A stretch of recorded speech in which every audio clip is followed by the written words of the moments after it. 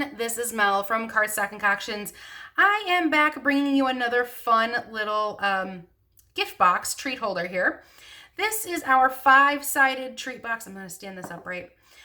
It's got 5 sides, not that surprising, and a fun top to it, a bow, and a few little embellishments that you can change at your desire. It was originally designed to hold 1 to 2 of these little deluxe Hershey Kisses. They're slightly larger. They're about 2 times the size of a regular Hershey Kiss, but the box can hold up to 4, or it can hold a small bottle of nail polish. If you have a bottle of nail polish that has a slightly shorter top to it, it will also hold that as well. This top on this bottle of nail polish is just a little bit too tall. However, it does fit around. So it's a decent sized little box in there. So let's go ahead and get started. Move everything out of our way. What are you going to need? You are going to need a piece of designer series paper. I'm going to flip this over just so it's not white against white there. A piece of designer series paper that measures 6 inches wide by 5 inches tall. This piece comes from a little Foxy Designer Series paper stack by Stampin' Up. It is a 6x6 paper stack. It is no longer produced by Stampin' Up, but it was in my stash. There we go. With the 6-inch side at the top, you are going to want to score at 3/8 of an inch. Again, 3/8 of an inch. 1.5 inches, 1.5 inches, 2 5/8 of an inch, 2 5/8 of an inch, 3 3/4 of an inch, 3 3/4 of an inch, and 4 7/8 of an inch. Again, 4 7/8 of an inch. Rotate it 90 degrees. Score at 1 1/8. Again, score at 1 1/8 of an inch all the way down. Turn it 180 degrees. And again, 1 1/8 of an inch. That is all your scoring done and ready to go. In case anybody is looking for dimensions or directions, go ahead and check out the description box below. Everything is in there. I'm going to fold and burnish all of my score lines. All right, I'm going to do this on this side. So you have your small 3/8 of an inch score line over here, and then you have your 1/8, 1/8, 1 1/8, 1 1/8, 1 1/8, all the way across. The itty bitty boxes, we're going to get a pen out here, that are right here and right here are the only things that you will be removing. All right, so I just do a little small, I do a small angled snip. The reason for the angle snip is it just helps it close just a little bit prettier. And trim those all the way off. All of your other score lines, top and bottom, you are going to cut directly up that score line to your 1 1/8 inch score line going horizontally. So all of your vertical score lines, cut up to your horizontal score line and stop. And last but not least, there we go. So again, the only thing we took off are these little itty bitty pieces right there. That's it. Go ahead and slide that off to the side. Next is a step that if you do it now will help you later. If your paper is directional, make sure the direction is upright before you do this. We are going to take one edge of your tabs, so one of these small square tabs here, one side, take them, fold them in half, and give them a pinch. Just at the top. You don't need to pinch the whole thing, just pinch at the top. All right, do that all of these. So just keep coming down here, and doing it now definitely saves you time later. All right, so again, pinch. Again, same thing, we're gonna save ourselves some heartache and effort later. I am grabbing out my 1/8 inch circle punch. However, if you don't have a circle punch, but you do have a paper piercer, this will also work, okay? Do not worry. So you want to punch one hole on each side of that pinched mark. So this is where my pinch is. I want to punch one here and one here. Okay? On both sides, aim for the center if you can.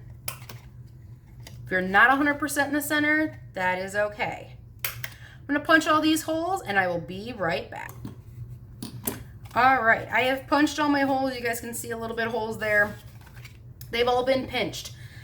Now, I'm going to grab 1/4 inch score tape and add it to our little 3/8 of an inch tab all the way down.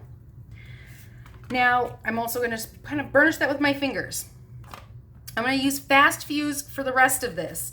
I'm going to flip it over so it's on the inside. This tab, that's the first one here out of your 5 closest to your 3/8 inch tab, do not add adhesive to that tab. However, add a small amount of adhesive to the remaining 4 tabs, okay? Again, doing this now, yes, is a little bit more complicated, but it's gonna save you a lot of time in the end, okay? Now, make sure you do not stick these down.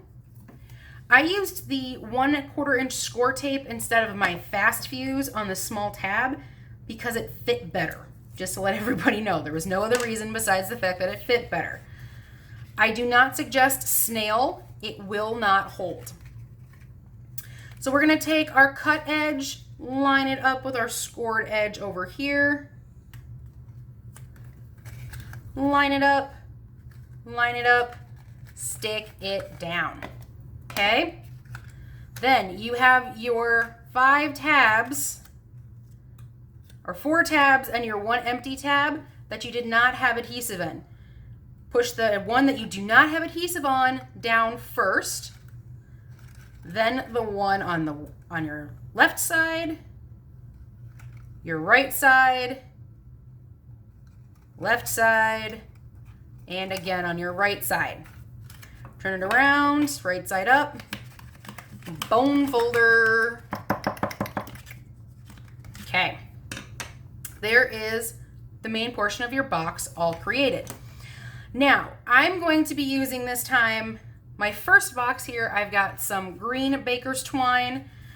This time I have got this purple thread yarn embellishment. I don't actually know where I got it from, but it's beautiful. It's got a little bit of a sparkle in it. I'm going to be using that to go through all of my top holes here. You might want to go back through and give all of your top pieces just that little bit of a pinch to get them back into shape that you want, just to make it a little easier to thread. Now, you can thread using a needle. I am just using one of those flossing tools right here. I don't really remember what they're called, but I found that that's easiest. Find wherever you want the front of your box to be. So this right here is the edge that has my fold and join on it. So I kind of want this to be my front. So I'm just literally going to weave by pinching it all the way together here. Pinch. Helps if you hold on to it. Slide it through. And last but not least, there we go. Now, I would strongly suggest at this point in time adding your candies or your nail polish or your makeup or whatever it is that you want to add to your box before you do this, and start to pinch and tighten your top. And it's going to look like that when you're done. Does everybody see that? Now, because of the way this box closes, I do strongly suggest tying a knot before you do your bow. It's going to be easier if I can put this down for you. Nice, tight knot. And then just go ahead and tie your If you would like to add a saying, this is a great time to stamp and add a saying. Make that just a little bit nicer there. I want nice long tails on mine. So I am only going to trim off just a little bit there. So there we go so far. Now, just to add a little bit of pizzazz, I have got some of these really cute punched flowers that I have. Any sort of flower or design or whichever that you choose will look fantastic. These are from an itty bitty punch pack, which was from Stampin' Up! Ages and ages and ages and ages ago. And so these are just the ones I have. Don't think I'm going to do them quite in the same design as I did before. But I am going to start somewhere right about there. Oops. I'm just putting these on glue dots here, guys. I think I need to go get more glue dots. I will be right back. Okay, sorry about that. Grabbed more glue dots. I picked out 7 little flowers, pushed down the center of the flowers with the back of a paper piercer, and added a small rhinestone to them. And I am just kind of adding them here to my box in whatever design that I so chose. The first time I used 5, and I'm just kind of creating a nice little, there we go. So again, it's not much, but it gave it just a little something extra. All right, everyone, so there is our completed project. As I said before, it does hold up to 4 of these Hershey Kiss Deluxe little Hershey Kisses. Deluxe Hershey Kisses, I think they're called. They also hold a small bottle of nail polish, even a slightly larger bottle of nail polish, whatever you can fit into this really cute, fun treat box. The top of it looks like so. All right, everyone. So I hope you enjoyed this project. If you were looking for any directions or dimensions, check out the description box below. That's where they will be. And if you enjoyed this video, please give it a thumbs up. If you'd like to see more videos like this, please go ahead and click that subscribe button right down there. This is Mel from Cardstock Concoctions saying thanks a lot and see you guys next time. Bye.